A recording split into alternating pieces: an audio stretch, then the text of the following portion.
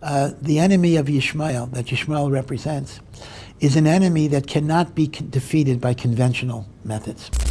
The danger of Ishmael is a much more subtle danger. There's no way to stop it, meaning there is no logical way of stopping people who are willing to die for their cause. What, they're threatened with death? Bring it on, gesundheit. That's what I want. في مقطع فيديو منتشر على مواقع التواصل الاجتماعي يقوم طالب جامعي يهودي بسؤال حاخام يهودي حول كيف أن المسلمين يستجيب الله لدعائهم مع اتباعهم لدين مزيف. وعلى العموم فإن اليهود يعتقدون أن المسلمين يعبدون نفس الإله الذي يعبده اليهود ولكن فقط أن دينهم مزيف. We have the same God as the Arabs. We believe in the same God, one God. So it's a paradox. See, the Christians believe in the Trinity, whatever that's supposed to mean.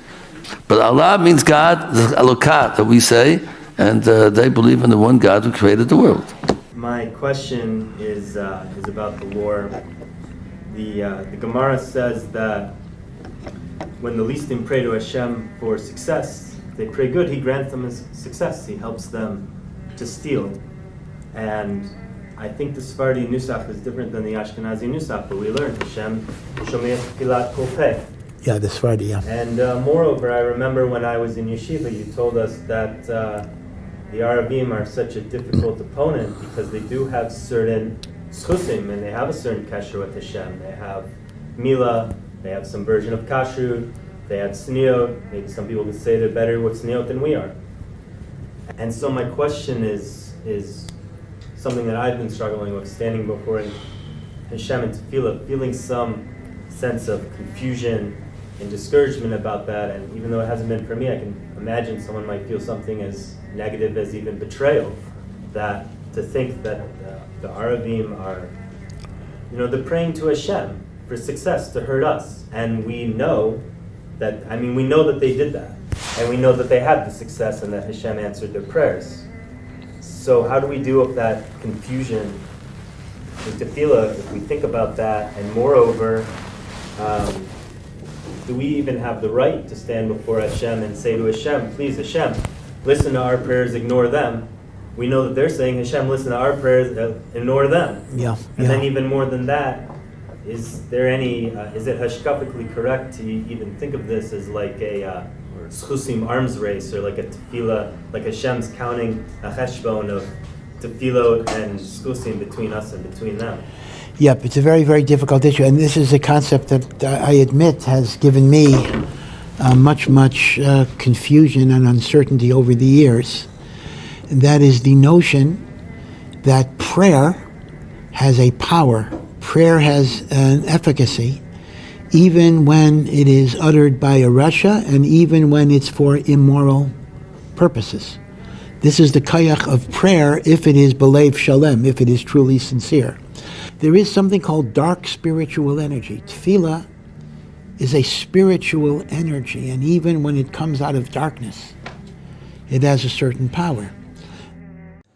ليزيد على ذلك فإن الحاخام اليهودي يؤكد على قوة أحفاد إسماعيل، ويؤكد أن أكبر تحد لليهود هو مواجهة هؤلاء القوم أحفاد إسماعيل، ويقول أن قوتهم لا تكمن فقط في قوتهم الجسدية بل أيضا في البعد الروحي الذين يملكونه.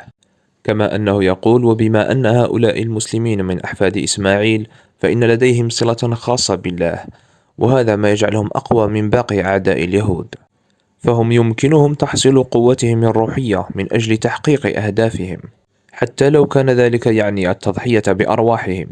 ولذلك لمواجهة خصم مثل أحفاد إسماعيل هناك حاجة لتطوير استراتيجيات وفقا لقوة روحية أعلى.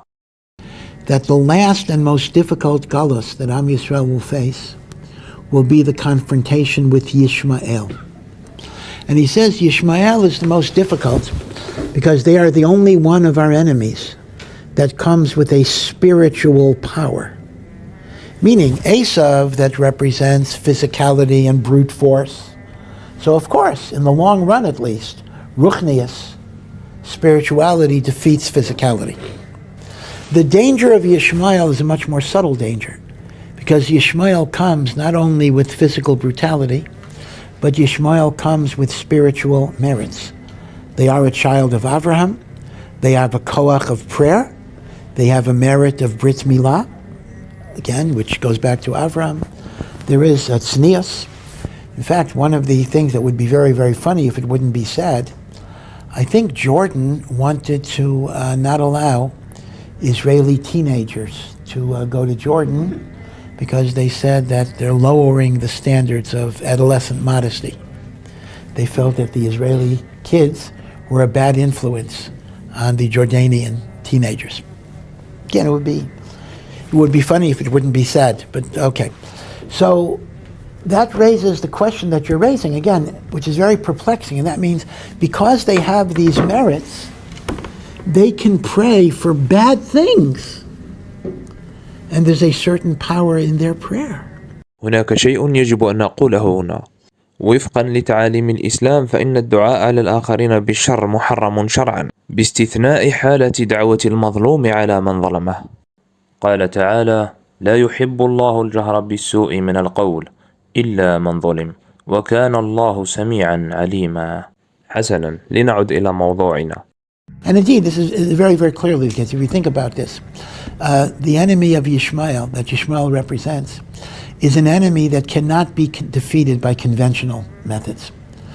There's no way to stop it, meaning there is no logical way of stopping people who are willing to die for their cause. What, they're threatened with death? Bring it on, gesund to hate. That's what I want. You see, the Nazis, I have to say, at a minimum, if you can say something good about the Nazis, is that they were cowards. So when a Nazi thought he would be killed, starts negotiating when they saw that the end was near. And Hitler was enough of a coward that he took his own life in a quick way rather than facing the consequences. So Nazis were cowards. So cowards can be defeated by overwhelming military force. Mutual assured destruction only works when you either have cowards or at least normal people who don't want to die. But when you have people who don't care if they die, then how are you going to stop them?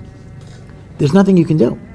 So really, the statement of Rav Chaim Vital that Golus Yishmael is impossible to defeat by conventional military means, is even true on a simple political way.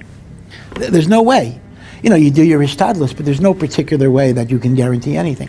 So the dilemma is we need spiritual ways of defeating them. And yet we do find that prayer is such a miraculous power in the universe